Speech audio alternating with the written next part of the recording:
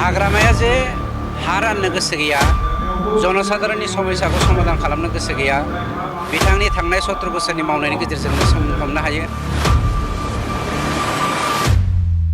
आरो बिथाङा मोनसे बाथ्राखौ दिनै गावनो गनायनानै लानो गोनां जादों जे गावनि दुरन्धर आखुथायनि थाखायनो बिटिसिआव अनलायनाय गैयै, गोजोन आब्रुथि गैयै, गावजों गाव सोमोन्दो गैलायै मोनसे समाज जादोंमोन। बिटिआर ओनसोलनि मोनफ्रोमबो बियाबफ्राव हा राननाय बायदि फिन आरोबाव खैला मैलानि नैबे बाजाराव नोंथाङा खैला मैला ओनसोलनि रायजो राजाफोरनो हा राननाय मा फोरमायगोन?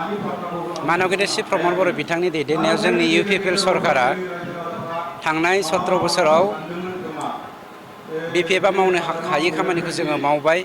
BPFनि दिनाव 1623 मानसिनावल' हानि पाट्टा होनो हादोंमोन। जोङो 4.5 बोसोराव मानव गेदेर श्री प्रमद बर' बिथांनि दैदेननायाव UPPL सरकारा 3,22,000निख्रुइबो बांसिन मानसिनि हानि जेंनाखौ जों फोजोबनो हाबाय। आरो दिनै जोङो लेन्ड टाइटेल सार्टिफिकेट राननाया सेकेन्ड फेज जादों। थांनाय फार्स्ट फेजआव जोङो 32,000 मानसिनो हानि लेन्ड टाइटेल सार्टिफिकेट होनो हादोंमोन। दा जोङो सेकेन्ड फेजआव 14,000 न'खरनो जोङो हानि लेन्ड टाइटेल सार्टिफिकेटखौ होगोन। दिनै जोङो सेकेन्ड फेजनि नैथि सानखौ जागायबाय निसिमा हालामनि जोंनि खैला मैला ओनसोलाव। बेवहाय जोङो दिनै 3,028 न'खरनो हानि पाट्टा होनाय जागोन। माब्लाबा जोङो माखासे बाइटफ्राव खोनानो मोनो हाग्रामा महिलारि समफोराव माखासे हा राननायनि बाथ्रा बेसेबां सैथो जागोन, बेसेबां सैथो जागोन? हाग्रामाया जे हा राननो गोसो गैया, जनसाधारननि समस्याखौ समाधान खालामनो गोसो गैया, बिथांनि थांनाय 17 बोसोरनि मावनायनि गेजेरजोंनो हमनो हायो। आरो बिथाङा थारैनो रायजो राजानि हानि जेंनाखौ फोजोबना होनानै गोजोन आब्रुथि गोनां समाज दानो आरो जौगाथाय मोनसे बर' हारि गेरेमसा महर होनो नाजानायमोनब्ला बियो गावनि बिहावनि मुङाव 3,000 बिगा रिजार्भ फरेस्टखौ डिस्ट्रय खालामनानै साहा बागान बानायनाय नङामोन। बेनो मोनसे उदाहरन।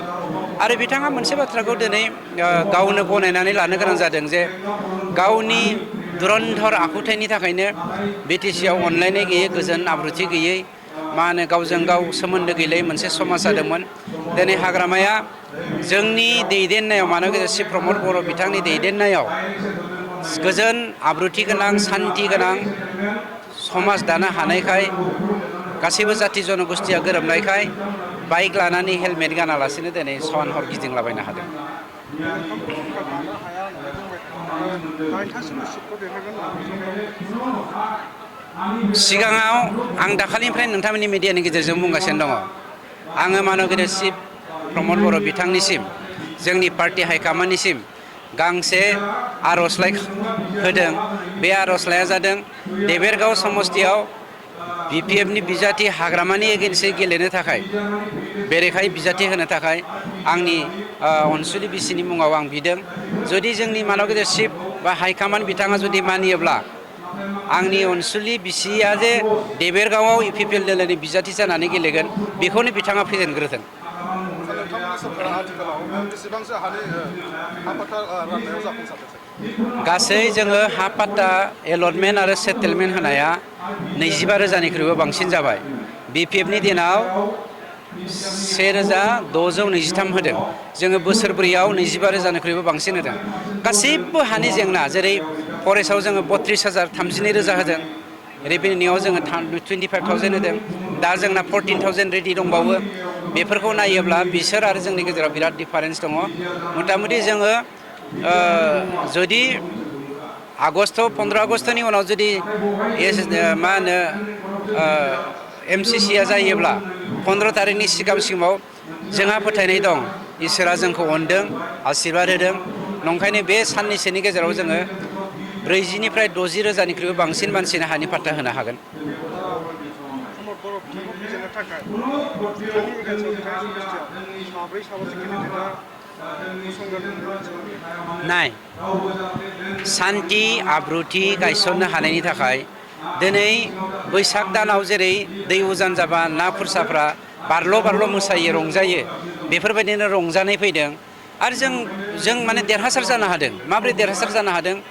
जोङो रियेल डेम'क्रेसिखौ जों गायसननो हादों, जायनि जाहोनाव साफ्रोमबो मानसिया बाथ्रा बुंनो मोन्थाय मोन्दों। जायनि जाहोनाव साफ्रोमबो मानसिया सैथोखौ सैथो नंखायखौ नंखाय बुंनो हानाय पावारखौ मोन्दों बेवहायनो जों देरहासार जानो हादों बेनिखायनो बयहाबो समान मोन्थाय दङ फै जोङो वेलकाम बानायो जिखि राष्ट्रीय दलानो जा आन्चलिक दलानो जा फै जोङो बेवहाय जेब्लायबो राजि नाथाय मोनसे खोन्थाया सैथो दिनै बर'ल' नङा गासैबो जाथि जनगोष्ठीया प्रमद बर' बिथांखौनो मोनसे अल्टारनेटिभ वे हिसाबै गनायनानै लाबाय बेवहाय जि पार्टियानो फैयाथों मानो बियो जोंनि इउ पि पि एल दोलोनि थाखाय फेक्टर नङा